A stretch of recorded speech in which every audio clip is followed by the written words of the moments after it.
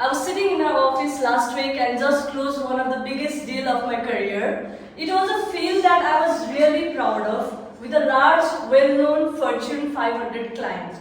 And I let out a little squeal because it was a huge win for me. Felt amazing and I was ready to celebrate. So I turned to high-five my coworker Ruby, but high-five never came because I was working from my home and Ruby is my puppy. And unfortunately, she hadn't quite learned that trick yet. So no fanfare, no celebration, pretty standard affair in this new hybrid world now we live in. And it made me nostalgic for those days. I used to work in the office and my teammates would hear me closing the big deal. They would lean over the cubicle wall for a high five, or they would say, Alisha, that sounds awesome. Tell us all about it. Or on my favorite days, we go to happy hour to celebrate. But thing looks different now. Even if there are people nearby, how can I share my win without coming across as braggy? Ruby doesn't judge me, but people do. But as a professional in this hybrid world, we need to share our win more than ever in order to be perceived as competent. And being perceived as competent directly correlates to other important professional traits too, like trustworthiness, ability, and performance. Stanford University Jack Nasser discovered that competence doesn't speak for itself and intentionally projecting the image of expertise. In other words, sharing our wins out loud is required to make good impression on others, and not sharing our wins comes with a real danger too. We find ourselves pass over the promotion raises on new opportunities. And even if our work is superior to others, it ends up being overshadowed by the person who is louder, who let their win to be seen, to be heard, and not cast aside in the favor of the next thing. So, in this world, working from my home, in this polka dot pajama pant, the question is, how can I share my win when the world tells me bragging is bad? And is there even a word such as good bragging? And if so, what does it look like? So before I tell you what does it look like, let me back up a bit and tell you what makes a brag anyway. So my definition of brag is sharing our wins with others. So I'm not talking about those moments quietly cheering yourself up or the self high five. My definition is there can't be a brag without another, be it in live conversation, by text, or in the social media post.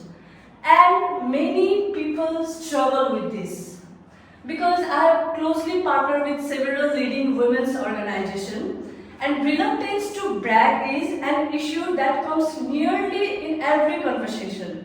And they even struggle to claim their win in the fear of coming across as a bad bragger.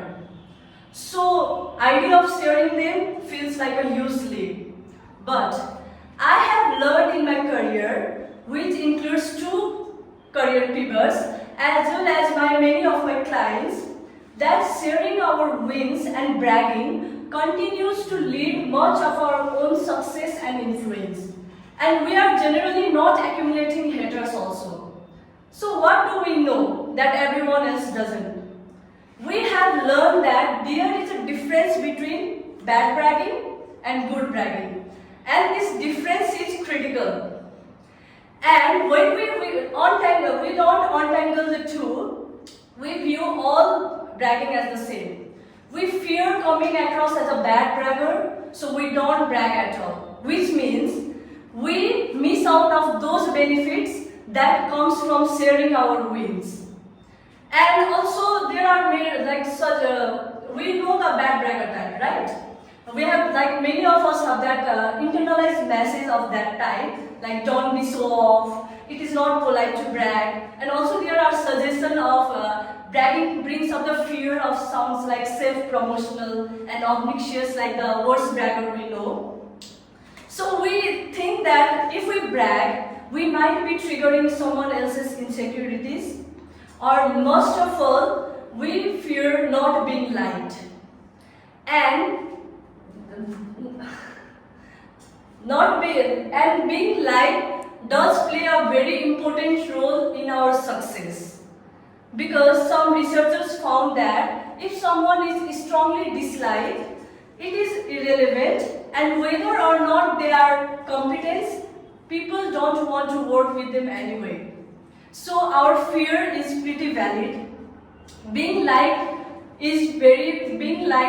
plays a very important role in our life. So to dings that likability, what do? We usually try one or three things.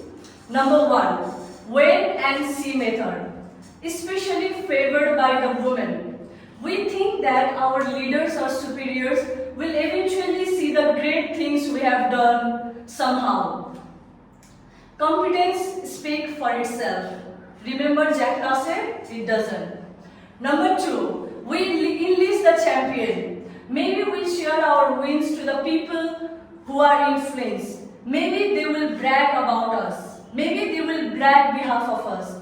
Maybe my puppy Ruby will learn how to talk.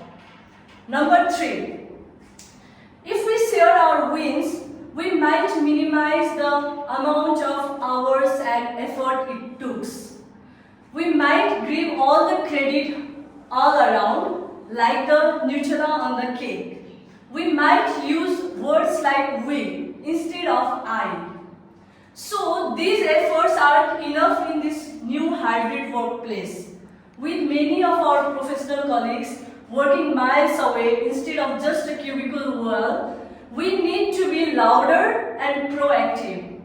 So if bragging feels so bad, why can't we figure out what good bragging looks like? Because we know we need to do more than what we are currently doing.